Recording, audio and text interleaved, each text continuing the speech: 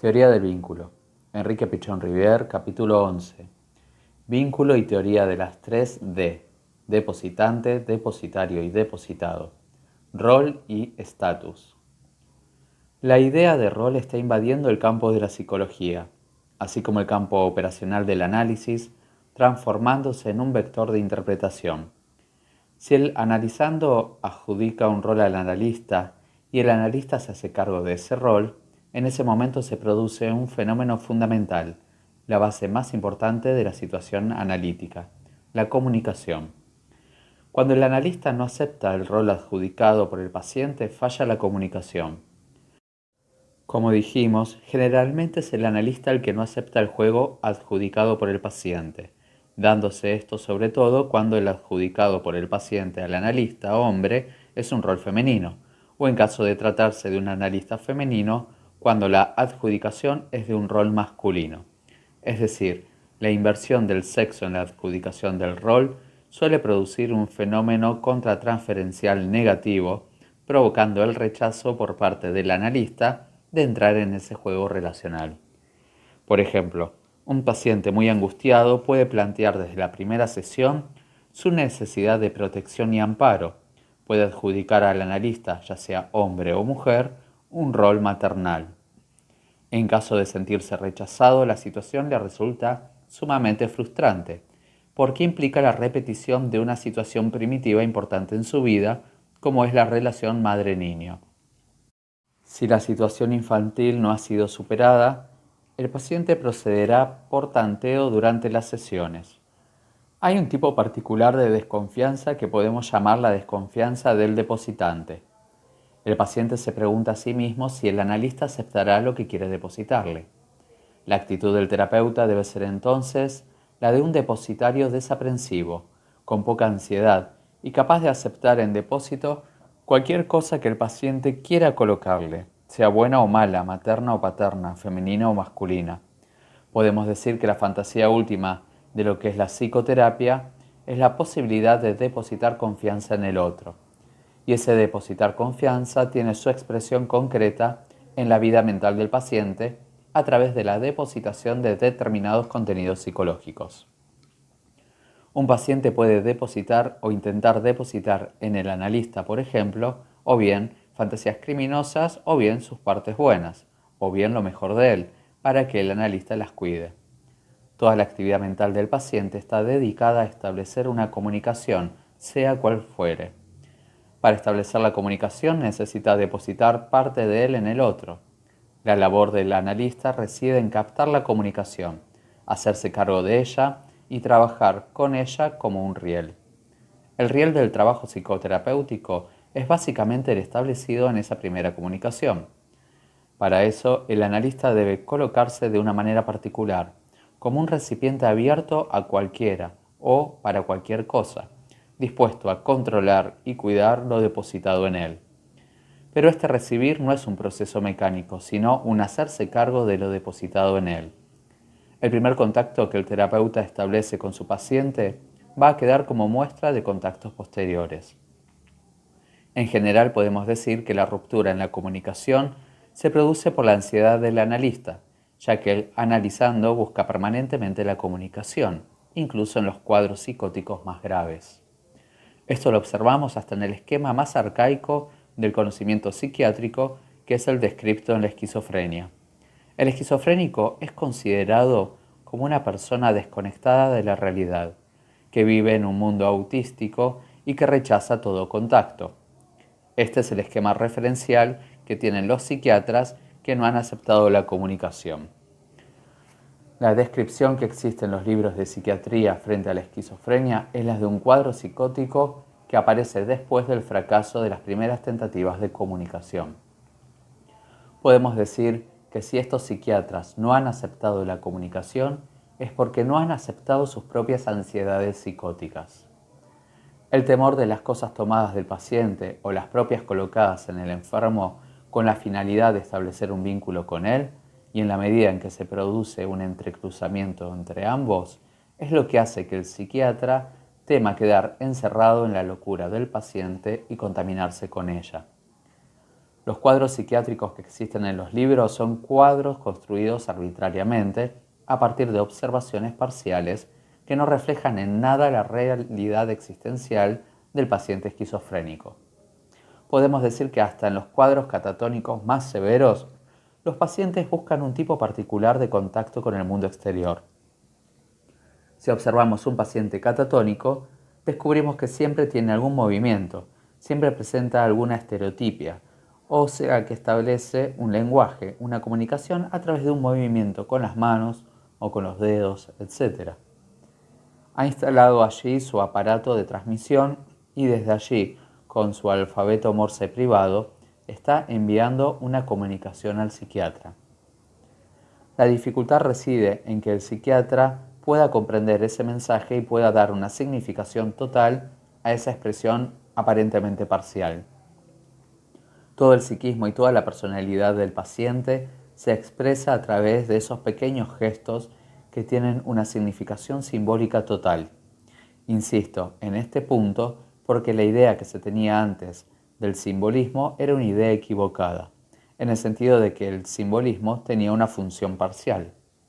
Es decir, que una conducta particular, una actividad simbólica particular, representa la totalidad de la vida mental del paciente, reflejada en una pequeña conducta, como por ejemplo el movimiento de los dedos, mediante un proceso de intensa condensación sobre esa situación. Lo que él está expresando a través de ese gesto expresa toda su vida mental. Para nosotros esos pequeños mensajes establecidos a través de los movimientos estereotipados tienen una significación total. Podemos decir que el paciente repite permanentemente frente a todas las personas que se hallan a su alrededor su famosa estereotipia, como buscando a alguien que sea capaz de comprender la significación de su mensaje. Así se organiza un patrón de conducta que representa toda su vida mental. Si yo, el terapeuta, puedo captar ese mensaje, comprenderlo e interpretarlo en la situación transferencial, en el aquí y ahora, aunque esa estereotipia funcione desde hace, digamos, 20 años, en el momento en que el paciente se acerca a mí y la repite estando yo incluido en ella, el mensaje debe ser interpretado en el aquí y ahora conmigo. O sea, que es toda una técnica de tanteo de la realidad y una búsqueda de relaciones. Este vector de interpretación, que es la comunicación, es la que ha hecho más accesible la terapia a los pacientes psicóticos y más soportable la situación psicoterápica con los pacientes esquizofrénicos, especialmente para las personas que tienen una formación analítica.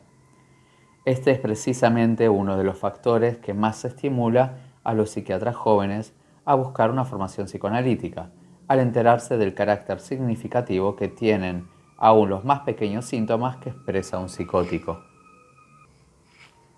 El descubrimiento de que todo es significativo es lo que determina el interés del psiquiatra joven por los pacientes psicóticos. Podemos decir que es imposible analizar a un paciente psicótico sin conocer esta regla primordial del juego psicoterápico. El rol es entonces una función particular que el paciente intenta hacer llegar al otro. En la vida de relación siempre asumimos roles y adjudicamos roles a los demás. En condiciones normales, cada uno de nosotros debe poder asumir varios roles al mismo tiempo. Por ejemplo, uno tiene el rol de alumno en el curso, de padre de familia en casa, de médico en el consultorio, de amigo en las relaciones sociales, etc. Se establece un interjuego permanente entre el asumir y el adjudicar. Todas las relaciones interpersonales en grupo social, en una familia, etc., están regidas por un interjuego permanente de roles asumidos y adjudicados. Esto crea precisamente la coherencia entre el grupo y los vínculos dentro de dicho grupo. La teoría de roles se basa en la teoría de las relaciones de objeto. Las relaciones de objeto son estructuras en las cuales están incluidos un sujeto y un objeto estableciendo una relación particular entre ellos. A ese conjunto, a esa estructura especial, la llamamos vínculo. El concepto de vínculo es operacional, configura una estructura de relación interpersonal que incluye, como ya dijimos, un sujeto, un objeto, la relación del sujeto frente al objeto y la relación del objeto frente al sujeto, cumpliendo ambos una función determinada. Por ello, a la idea de un rol individual tenemos que agregarle el concepto del rol del vínculo configurando una estructura social más integrada. Por ejemplo, un grupo de expresión, como se dice en sociología, es un grupo encargado de mover una determinada ideología. Agrupa individuos que establecen identificaciones mutuas entrecruzadas, constituyendo un vínculo estrecho en función de una ideología determinada. Este vínculo es ideológico y condiciona en ellos la existencia de una estructura como totalidad que empieza a funcionar como un grupo con una ideología dada y una operatividad determinada, estableciendo vínculos con otros grupos sociales. De modo que podemos hablar de vínculos individuales y de vínculos grupales. Por ejemplo, una familia, la familia de los Gómez, establece un vínculo con la familia de los Pérez. O un grupo de expresión de determinada tendencia ideológica establece un contacto con un grupo de otra tendencia ideológica o política, etc., de modo que el primer grupo puede comenzar a crear un determinado vínculo, sea de sometimiento o de dependencia, etc., con el segundo grupo. Pasamos entonces del vínculo individual al vínculo grupal. El vínculo grupal puede extenderse hasta abarcar toda una nación, de modo que el infragrupo de una nación, estructurado en función de un vínculo particular con otro país, determina características particulares entre las dos naciones. El vínculo grupal de una nación con otra puede sufrir exactamente las mismas vicisitudes que el vínculo individual establecido entre dos personas.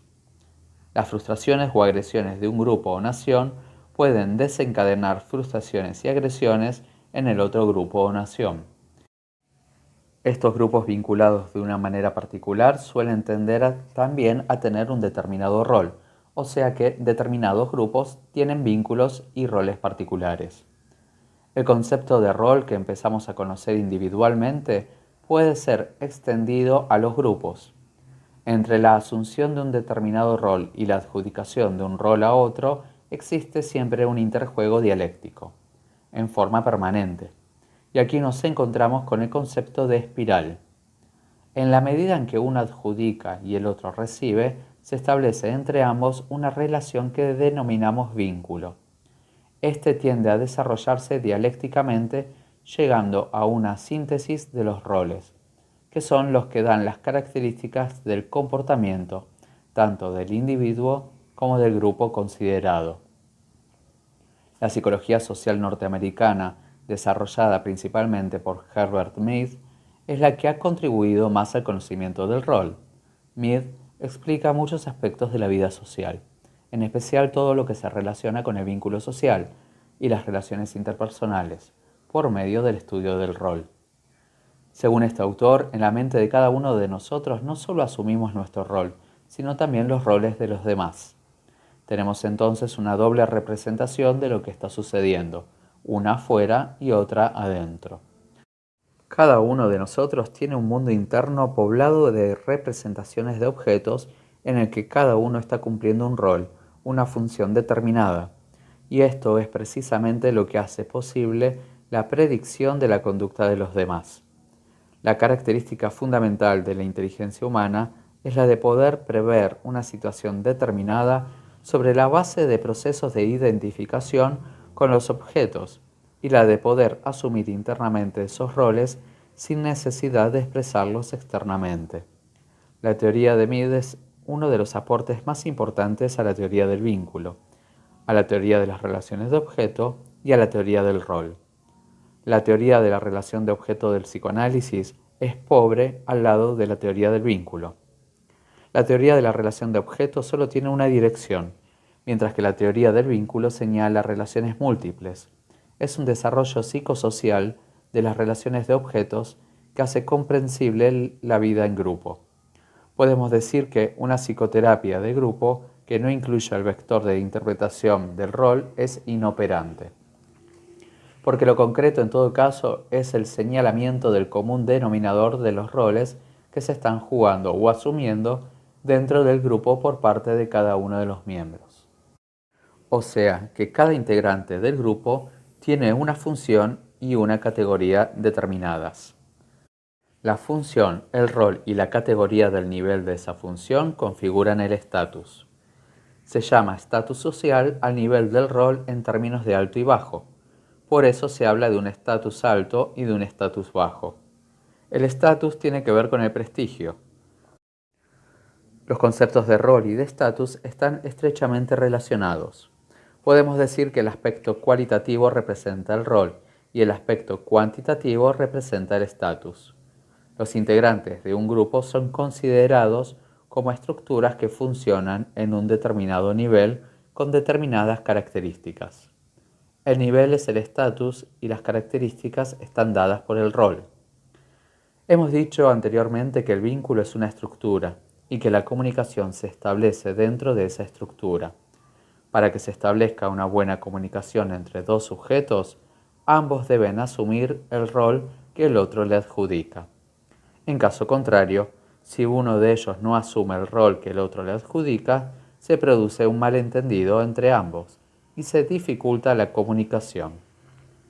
Cuando uno de los dos no acusa el impacto del otro, es decir, no asume el rol adjudicado o en especial no se informa de la adjudicación, se produce la indiferencia y en ese caso la comunicación se interrumpe.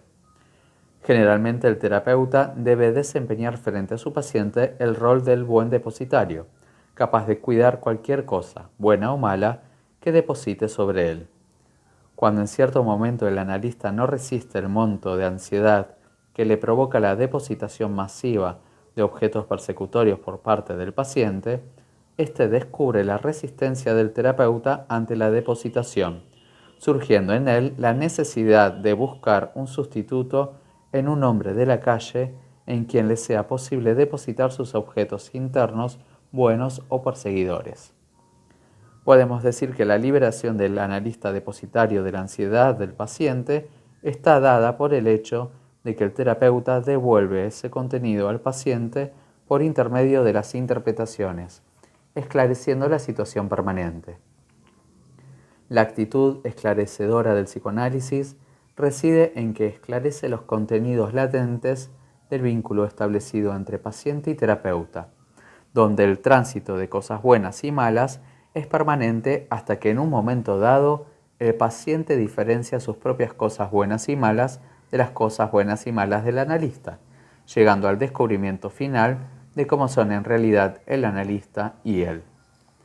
El paciente está dividido, asiste como espectador y al mismo tiempo es actor.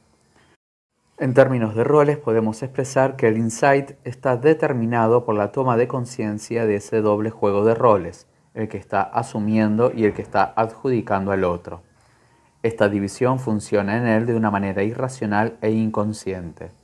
Es lo que se observa con toda claridad en los pacientes psicóticos, que a medida que van mejorando, reducen progresivamente la división de su yo o su self hasta que llega un momento en que se integra el yo del paciente y éste comienza a jugar un único rol en cada momento.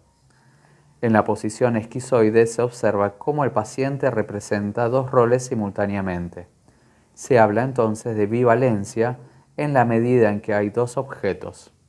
En cambio, en la posición depresiva, el paciente, aunque se halla frente a un solo objeto, tiene una relación ambivalente.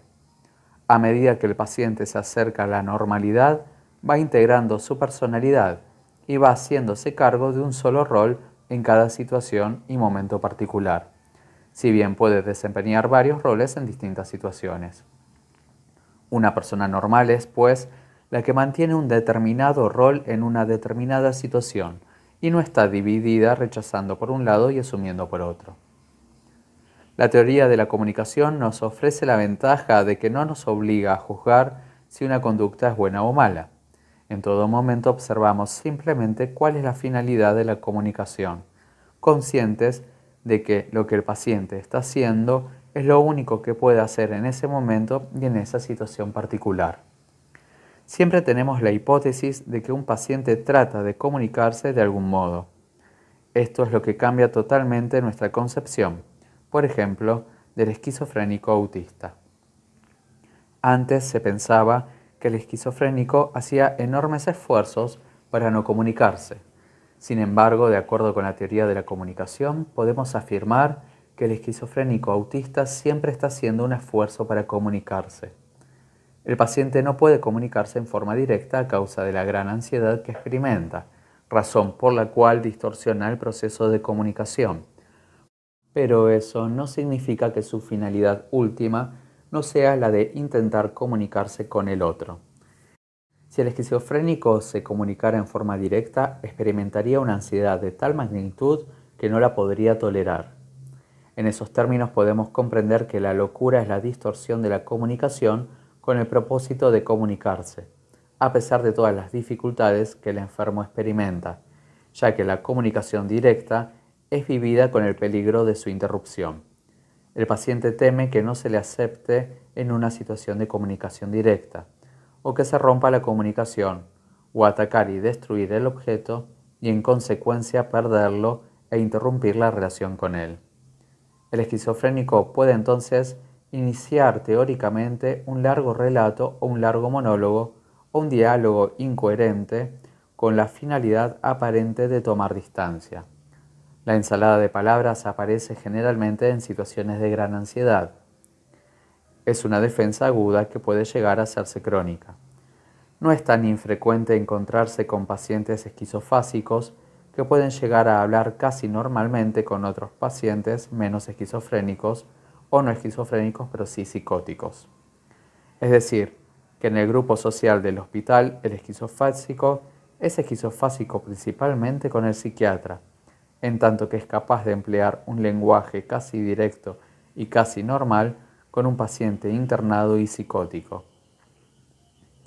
La toma de distancia es entonces una conducta defensiva, sea para evitar la frustración de perder la comunicación, sea por el peligro de destruir al objeto y quedarse desamparado, o bien por el temor de ser atrapado por el objeto en una situación paranoide y ser él el que resulte destruido, etc.